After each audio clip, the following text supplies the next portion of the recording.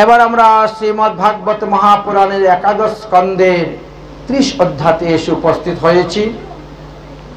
এই অধ্যায়ে যদুকুল সংহারের কথা বর্ণন করা হয়েছে। রাজু উবাচ, মহারাজ পরীক্ষিত জিজ্ঞাসা করলেন সুখদেব গোস্বামীকে, তত মহাভগবত উদ্ধব নির্গতে বনম দারাবত্যম কিমারোদং ভগবান ভূত ভাবনা। পরীক্ষিত মহারাজ বললেন, হে গুরুদেব, যখন মহাভাগবত উদ্ধব বদরিকা আশ্রমে চলে গেলেন, তারপরে ভগবান শ্রীকৃষ্ণ দ্বারকাতে কি করেছিলেন? সুখদেব গোস্বামী পাদ বললেন, ভগবান শ্রীকৃষ্ণ তখন সবাইকে বলছেন, স্ত্রী বালাশ্চ বীর্যশ্চ শঙ্খদারায় বজন্তি ত বয়ো প্রবাস্য জৈস্তমম তত্র প্রকৃতম সরস্বতী।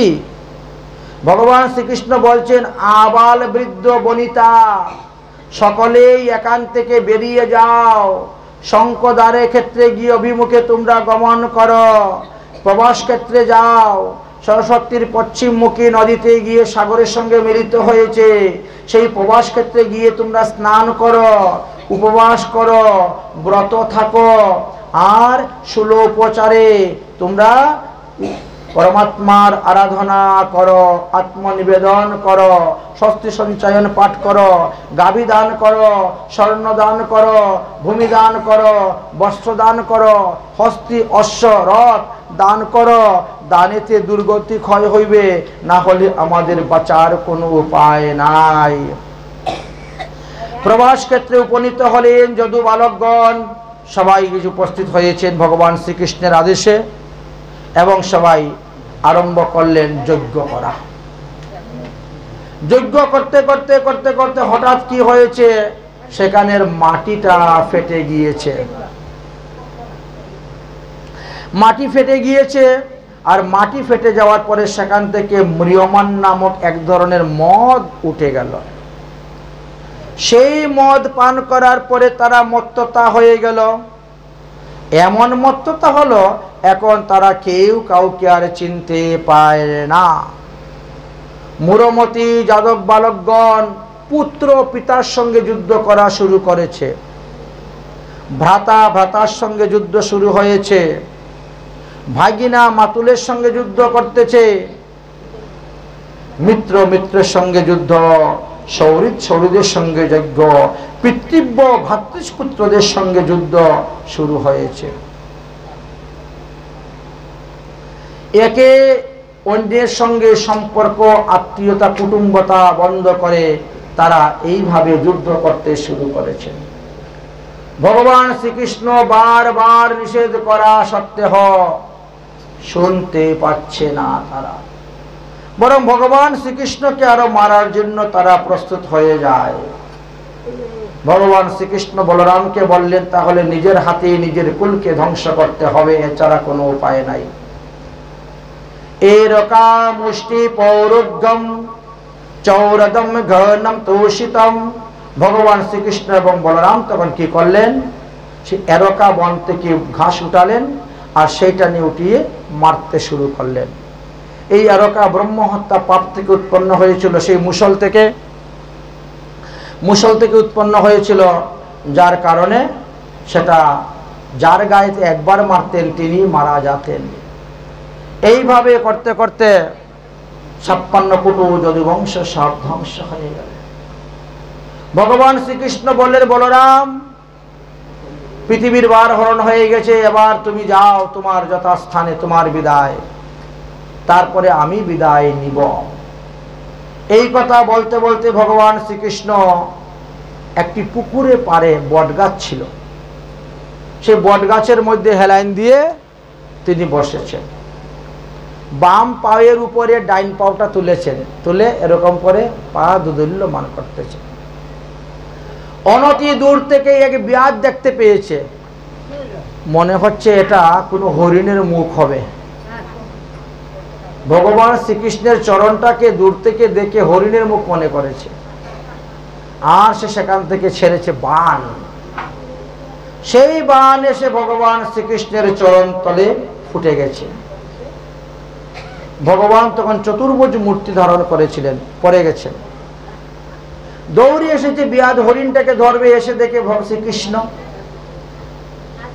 তাই ভগবানকে বলছে, হে প্রভু, আমার অপরাধ ক্ষমা করুন, আমাকে অপরাধ ক্ষমা করুন, আমাকে এখনই সংহার করুন, আমি মাংস ললিপ্য, আমি জরা বিয়াদ,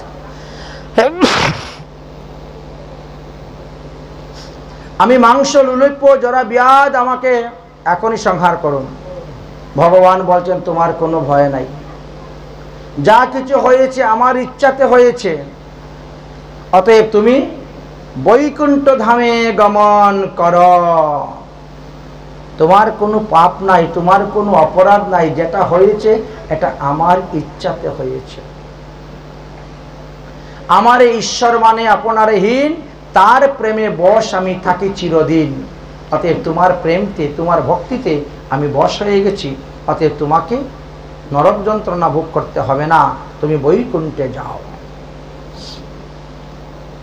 পরীক্ষিত মহারাজ বললেন, এত বড় আশ্চর্য কথা, যে ব্যক্তি ভগবানের চরণে তীর মারল আর তাকে তিনি বৈকুণ্ঠে পাঠাইলেন।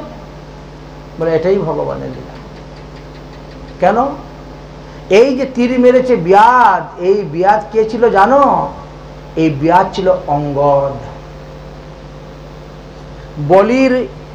বালির ছেলে অঙ্গদ। ভগবান রামচন্দ্র যখন সুগ্রীবের সঙ্গে বন্ধুত্ব করে, চুরের মতন লুকিয়ে বালিকে মেরেছিলেন, তখন অঙ্গদ প্রতিজ্ঞা করেছিল, যে আমার পিতাকে মেরেছে চুরের মতো লুকিয়ে, আমিও তাকে ওই লুকিয়ে মারব, চুরের মতো মারব। এটা তার প্রতিজ্ঞা ছিল। কিন্তু সে যখন বালির কাছে আসলো, বাবা রামচন্দ্র আসলেন, ভগবান রামচন্দ্র বললেন, আমি তোমার তীর বের করে দিচ্ছি, তোমার প্রাণ দান দিব। তিনি বললেন যে আর প্রাণ দান নিব না, আমি চলে যাব। চলে যাওয়ার সময় অঙ্গদকে বলে, অঙ্গদ, তুই কখনো রামচন্দ্রের সঙ্গে বৈরীভাব করবি না, তিনি যে আমাকে মেরেছেন এর প্রতিশোধ তুই নিতে যাবি না, বরং রামচন্দ্রের সেবা কর, এতে তোর মঙ্গল হইবে। কিন্তু তিনার মনের মধ্যে বাসনা ছিল যে হ্যাঁ, তুমি আমার বাবাকে মেরেছ, আমি তোমাকে মারব। এই জন্য সেই যুগে হলো না, এই যুগে এসে এই কাজটা হলো। আমাদের যার মনে যে বাসনা আছে, এই জন্য পূর্ণ না হলে পরজন্মে পূর্ণ হবে, নাহলে আরেক জন্য পূর্ণ হবে। এই বিষয় ভোগ করার জন্য, এই বাসনা ভোগ করার জন্য আমরা পরজন্মে আসি এবং বাসনা ভোগ করতে হয়।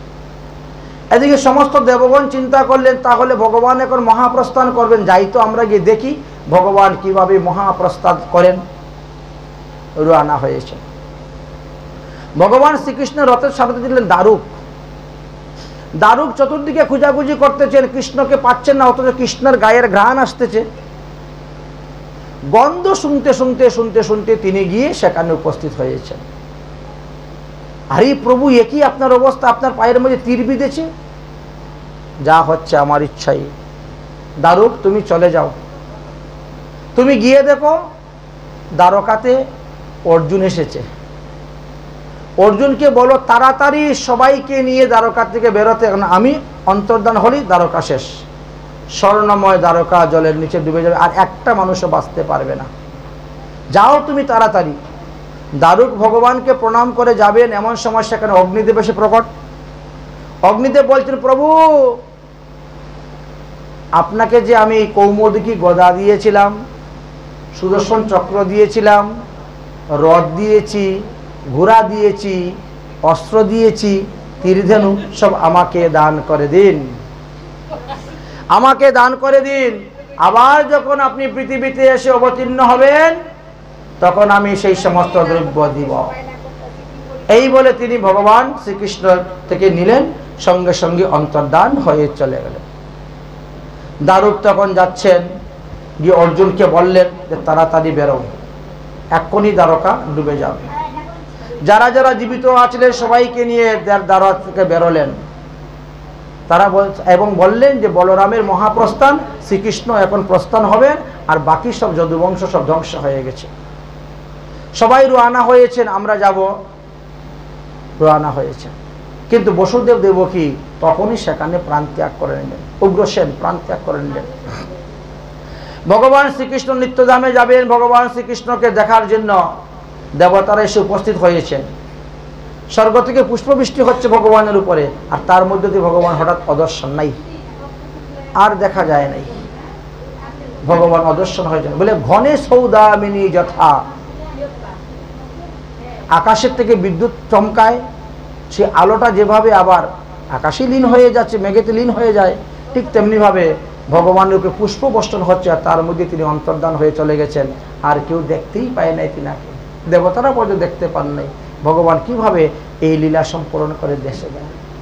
যাই হোক, এবার যারা মারা গিয়েছিল পুরুষ, তাদের দেহকে নিয়ে নিয়ে প্রত্যেকে চিতার মধ্যে উঠেছিলেন, উঠে তারা প্রাণ ত্যাগ করেছিলেন। আর ভগবান শ্রীকৃষ্ণের 16,108 পত্নীদেরকে সঙ্গে করে নিয়ে অর্জুন রওনা হলেন হস্তিনাপুরে। তার মধ্যে বজ্রনাভ ছিলেন, শ্রীকৃষ্ণের নাতির ছেলে বজ্রনাভ, আরো কিছু ছিলেন। এদেরকে নিয়ে তিনি হস্তিনাপুরের দিকে রওনা হয়ে গেছিলেন। হে পরীক্ষিত মহারাজ, তখন তুমি ছোট ছিলে। এই বজ্রনাভকে নিয়ে যখন যাওয়া হলো, তখন পঞ্চপাণ্ডব শুনতে পেলেন ভগবান শ্রীকৃষ্ণ চলে গেছেন, যার কারণে পঞ্চপাণ্ডবরা তোমাকে রাজগদ্দিতে বসিয়ে দিয়ে তারা স্বর্গে চলে গেলেন, আর বজ্রনাভকে মথুরাতে গিয়ে রাজা বসিয়ে দিয়েছিলেন। ভগবানের আবির্ভাব থেকে তিরুভাব পর্যন্ত সমস্ত লীলাই আমি বর্ণন করলাম। এবার তুমি আর কি শ্রবণ করতে চাও তা বলো। পরীক্ষিত মহারাজ বললেন, আমার মৃত্যুর পরে কে কতদিন পৃথিবীতে রাজত্ব করবে তা আপনি কৃপা করে বলুন।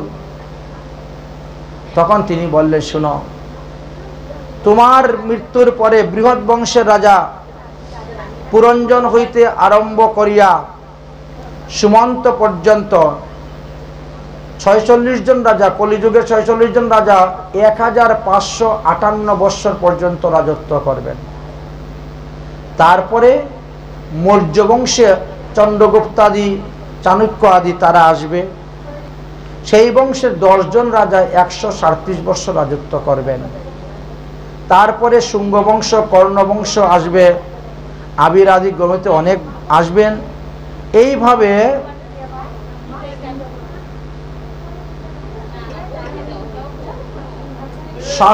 এইভাবে 165 জন রাজগণে 1099 বৎসর পৃথিবী রাজত্ব করবেন। তারপরে মৌনবংশীয় আসবেন, 11 রাজা 300 বৎসর করবে। এইভাবে ক্রম অনুসারে পৃথিবীতে এই 5000 বৎসর পর্যন্ত কে কে রাজত্ব করবে এই সমস্ত ঘটনার কথা বললেন। তারপরে বললেন, তাহলে কলিযুগের শেষ অবস্থা কি হবে। কলিযুগে রাজবংশীয়গণ বলে সবাই তখন স্ব ধর্ম পরিত্যাগ করে দিবে, মানুষ সব একবর্ণ হয়ে যাবে, এমনই অবস্থা হইবে। কলির শেষেতে, কলির যুগধর্ম বড় ভয়ঙ্কর শেষ অবস্থাটা। সেই সময়ে ভগবান তিনি তখন সম্বল গ্রাম সন্মুখাম ব্রাহ্মণৈশ্য মহাত্মানম ভবনে বিষ্ণু যশস্য কলি পাদুর্তি ভবিষ্যতি। তখন ভগবান সম্বল নামে ভারতের মধ্যবর্তী স্থানে সম্বলপুর নামক গ্রামেতে এক ব্রাহ্মণের, বিষ্ণুযশ নামক ব্রাহ্মণের ঘরে অবতীর্ণ হইবেন কল্কি অবতার নিয়ে, এবং পৃথিবীর ভার হরণ করবেন এবং পুনরায় আবার সত্যযুগ ফিরে আসবে। এইভাবে আবার সত্যযুগ ফিরে আসবে। দেখো, কলির 1000টা দোষ থাকলেও কলির একটা মহান গুণ আছে। সে কলির মহান গুণ কি বলে, কলির মহান গুণ হলো নাম সংকীর্তন। কলিযুগের 1000 দোষ থাকলেও কলির একটা মহান গুণ হলো, সেটা হলো নাম সংকীর্তন। যত কৃত্যে ধ্যানতে বিষ্ণু তেতায়াং যজতে মোকই দাপরি পরিচর্যায়াম কলো তৎ হরি সংকীর্তনম। এই জন্য কলির 1000 দোষ থাকলেও এটা হলো কলির মহান গুণ। এই কলিযুগের মানুষ কেবল হরিনাম সংকীর্তনের দ্বারাই তারা সমস্ত পাপ থেকে মুক্ত হয়ে তারা স্বধামে গমন করতে পারে। সুখদেব গোস্বামী বললেন যে দেখো, 7 দিন 7 রাত হয়ে গেছে, ভগবান লীলা সব বলা হয়ে গেছে, আমি এখন চলে যাচ্ছি, আমার অন্তিম উপদেশটা তুমি মনে রাখো। এই যে 7 দিন আমি তোমাকে শ্রীকৃষ্ণের জন্ম লীলার কথা বললাম, ভগবানের যত অবতারের কথা বললাম, এই 7 দিন তুমি এক মনে এক বাক্যে শ্রবণ করেছো, যার কারণে তোমাকে আর পৃথিবীতে এসে জন্মগ্রহণ করতে হবে না।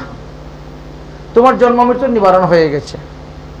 এবার তুমি মনে করো যে আমি জন্মগ্রহণ করি নাই, আমি জন্মগ্রহণ করি নাই, তো মরব কি? তক্ষক এসে আপনাকে দংশন করবে, এই চিন্তা আপনি করবেনই না। আপনি বসে বসে শ্রী হরির আরাধনা করুন, তপস্যা করুন, হরির ভজন করুন। আর হরির ভজন করতে করতে করতে করতে আপনি হরিধামে চলে যান বলে উপদেশ দিলেন। দিয়ে সুখদেব যখন চলে যাবেন, তখন পরীক্ষিত মহারাজ সুখদেবকে পূজা করলেন। কি বলে পূজা করেছিলেন? हरि का कथा सुनाने वाले, प्रभु का नाम सुनाने वाले, तुमको लाखों प्रणाम, तुमको लाखों प्रणाम। हरि का कथा सुनाने वाले, हरि का नाम सुनाने वाले, हरि का लीला सुनाने वाले, तुमको लाखों प्रणाम, तुमको लाखों प्रणाम, तुमको लाखों प्रणाम।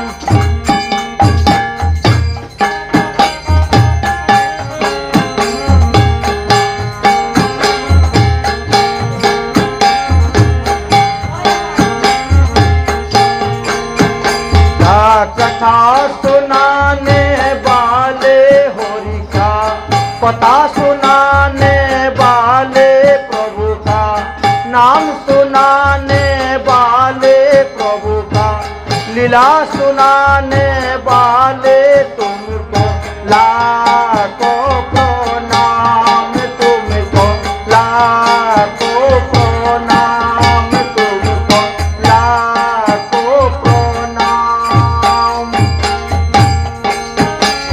7 दिन 7 রাত তুমি আমাকে যে অমৃত পান করালে,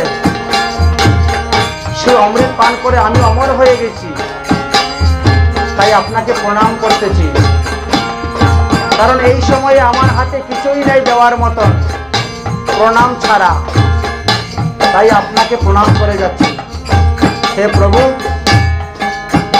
हम ढूंढे रहे हैं वन में, सोको बेटे ते तन में। আমি মুক্তির জন্য কত কিছু করার জন্য গিয়েছিলাম, কিন্তু ভগবান যে আমার হৃদয়ের মধ্যে বসে আছি, সেটাকে আমি খুঁজতে গেলাম না। আমি বনে যাচ্ছি ভগবানকে খোঁজার জন্য, অথচ ভগবান আমার হৃদয়ের মধ্যে বসে আছেন। এই জ্ঞানটা আমি আপনার কাছ থেকে পেয়েছি। हम ढूंढे रहे थे वन में, सोको बेटे थे तन में। हम ढूंढे रहे थे वन में, सोको बेटे थे तन में। ओ राह बताने वाले, ओ मार्ग दिखाने वाले, तुमको लाखों प्रणाम, तुमको लाखों प्रणाम, तुमको लाखों प्रणाम। हरि का कथा सुनाने वाले, प्रभु का नाम सुनाने वाले, प्रभु का लीला सुनाने वाले, तुमको लाखों प्रणाम, तुमको लाखों प्रणाम। যদি এই সময় তুমি না আসতে, তাহলে আমি অন্য রাস্তায় চলে যেতাম, বারবার আমাকে পৃথিবীর জন্মগ্রহণ করতে হতো। তুমি আমাকে সৎ রাস্তা দেখাইলে, সৎ মার্গ দেখাইলে। हम लेकर विष का प्याला जा रहे थे जम का द्वारा। আমি পাপের বোঝা মাথায় নিয়ে জমের বাড়ি যেতে রওনা হয়েছিলাম, আর তুমি আমার মাথার থেকে সমস্ত পাপের বোঝা নামিয়ে দিয়ে বৈকুণ্ঠে পাঠিয়ে দিচ্ছ। हम लेकर विष का प्याला जा रहे थे जम का द्वारा। ओ सुधा पिलाने वाले, ओ अमृत पिलाने वाले, ओ सुधा पिलाने वाले, ओ अमृत पिलाने वाले, तुमको लाखों प्रणाम, तुमको लाखों प्रणाम। हरि का कथा सुनाने वाले, प्रभु का नाम सुनाने वाले, प्रभु का लीला सुनाने वाले, तुमको लाखों प्रणाम, तुमको लाखों प्रणाम।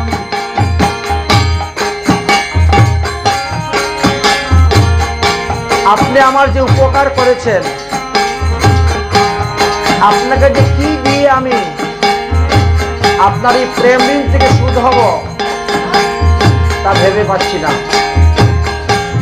শুধু খালি আপনার চরণে মাথাটা নত করে প্রণাম করিতেছি। हमें बाटे तेरा क्या पावे, बस शीशी झुकाते आवे। हमें बाट तेरा क्या पावे, बस शीशी झुकाते आवे। ओ प्रेम लुटाने वाले, ओ सुधा पिलाने वाले, ओ प्रेम लुटाने वाले, ओ सुधा पिलाने वाले, तुमको लाखों प्रणाम।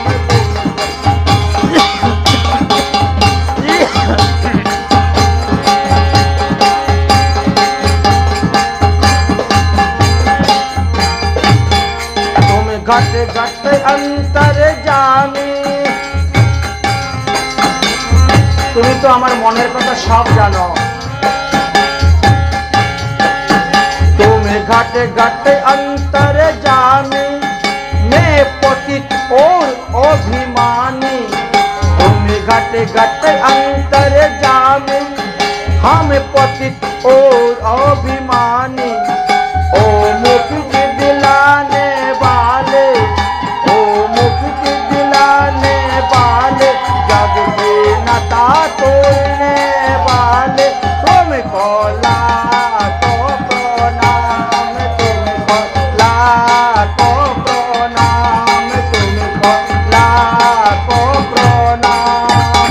होगा कथा सुनाने वाले, होगा नाम सुनाने वाले, प्रभु का लीला सुनाने वाले, तुमका लाखों प्रणाम, तुमको लाखों प्रणाम, तुमको लाखों प्रणाम, तुमको लाखों प्रणाम।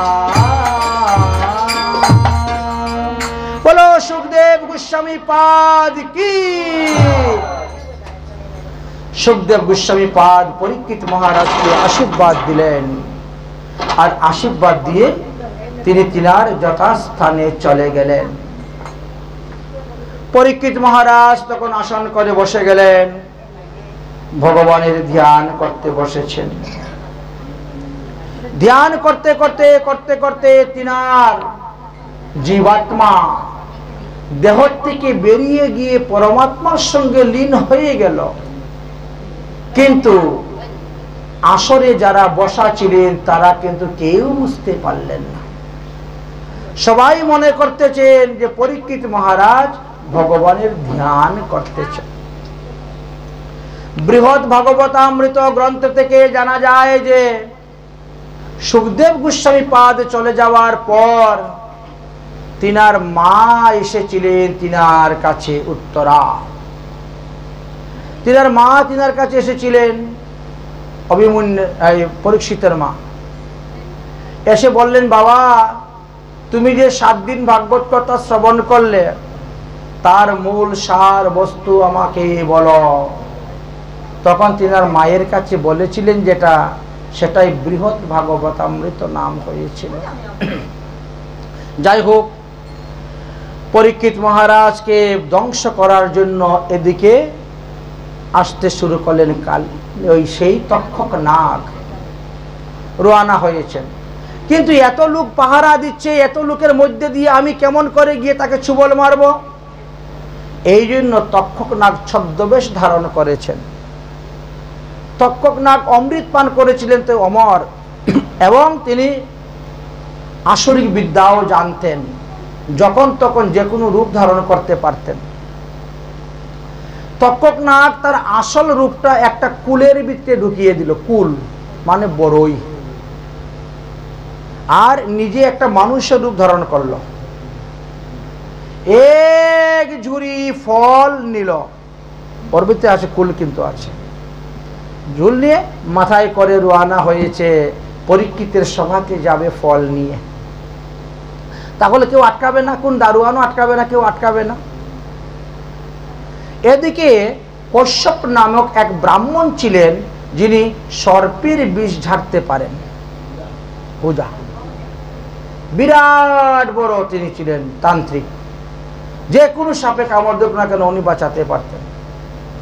তিনি চিন্তা করলেন, আমি যদি পরীক্ষিত মহারাজকে বাঁচাতে পারি তাহলে বহু টাকা পয়সা, সোনা দানা, ধন রত্ন পাবো, আমার 7 পুরুষে কেউ শেষ করতে পারবে না। এই জন্য পরীক্ষিতকে বাঁচানোর জন্য তিনি রওনা হয়েছেন। এখন মধ্য রাস্তায় এসে দুজনের সঙ্গে সাক্ষাৎ দেখা। তক্ষক নাগ জিজ্ঞেস করছে, ব্রাহ্মণ ঠাকুর কোথায় যাচ্ছেন? বলে, পরীক্ষিতের সবাই যাচ্ছি। পরীক্ষিতকে নাকি আজকে তক্ষক নাগে সুবল দিবে, আমি তাকে বাঁচিয়ে দিব।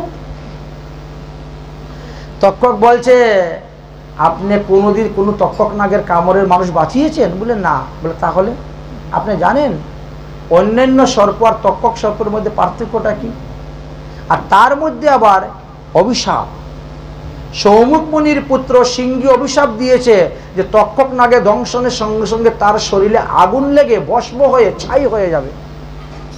তো আপনি তার শরীরটা বাঁচাবেন কেমন করে? শরীরেই যদি না থাকে তো বাঁচাবেন কেমন করে? বলে, আমি ওই 1 মুঠি ছাই পেলেই হলো। আমি এমন মন্ত্র জানি, 1 মুঠি ছাই ধরে মন্ত্র বলবো, আবার যেই পরীক্ষিত সেই পরীক্ষিত বানিয়ে দিব। সিদ্ধি লাভ এমনই করেছি। বলে, আসো তাহলে পরীক্ষা করা হোক, দেখা হোক। ব্রাহ্মণ বলছে, কোথায় পরীক্ষা করবো? তক্ষক না কোথায় পাবো আর পরীক্ষা করবো আমি? তখন বলছে তক্ষক, আমি সেই তক্ষক। এই তুমি কি মানুষের মতো? বলে, আমি যখন তখন রূপ পরিবর্তন করতে পারি।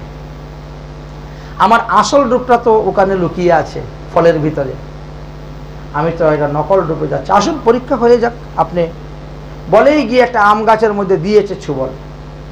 যেই গাছে ছুবল দিয়েছে, গাছে আগুন লেগে গেছে, গাছের পাতা পুড়তে শুরু হয়েছে, ছাই হয়ে উড়ে যাচ্ছে। ব্রাহ্মণ ছট করে ছাই ধরে ফু মেরেছে, যেই আম গাছ সেই আম গাছ বানিয়ে দিয়েছে। ওরে বাবা,